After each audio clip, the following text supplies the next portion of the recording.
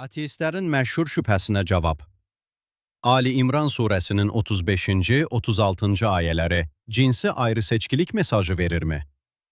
Ali İmran surəsinin 35-ci, 36-cı ayələri İmranın zövcəsinin, Hənnənin, Ey Rəbbim, bətnimdəkini sənə xidmətkar, qul olmaq üçün nəzir edirəm. Bu nəziri məndən qəbul et. Əlbəttə, sən eşidənsən, bilənsən, dediyini xatırla. Ondan azad olduğu zaman demişdi, Ey Rəbbim, mənim qızım oldu. Allah onun nə doğduğunu daha yaxşı bilirdi. Axı oğlan qız kimi deyildi. Mən onun adını Məryəm qoydum. Onu və onun nəslini lənətlənmiş şeytandan qorunmağı sənə həvalə edirəm. Qadınla kişi arasında ayrı-seçkilik məzmunu daşıyırmı? Cavab. İslam tarix və təfsir kitablarında qeyd olunur ki, Əşya və Hənnə adlı iki bacı var imiş. Hənnə adlı bacı İsrail övladlarının öndərlərindən olan İmran ilə, Əşya isə Zəkəriyyə peyğəmbər ilə ailə qurur. İllər keçsə də Hənnənin uşağı olmur.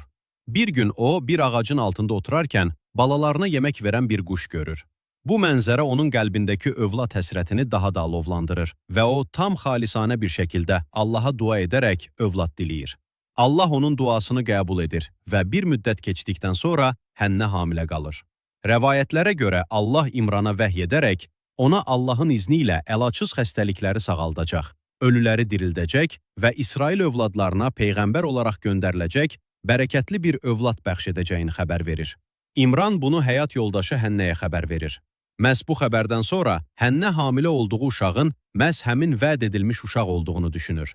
Halbuki bətnindəki uşaq həmin uşaq deyil, onun anası olacaq Məryəm idi. Bətnindəki uşağın kimliyindən xəbərsiz olan Hənnə, dünyaya gələcək övladını Beytül Məqdisə xidmətçi qoyacağını nəzir edir.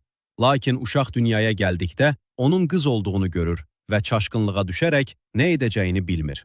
Çünki o vaxtlar Beytül Məqdisdə yalnız kişilər xidmətçi ola bilirdilər və daha öncə heç bir qadın bu işi görməmişdi. Məhz buna görə uşaq dünyaya gələrkən o axı oğlan qız kimi deyil demişdi.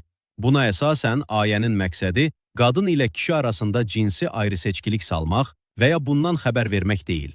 Ayə sadəcə tarixdə baş vermiş bir hadisə və həmin hadisə zamanı bir ananın kişilərə xas olan bir vəzifə üçün nəzir etdiyi övladının oğlan deyil, qız olduğunu görərkən verdiyi reaksiyanı nəql etmişdir.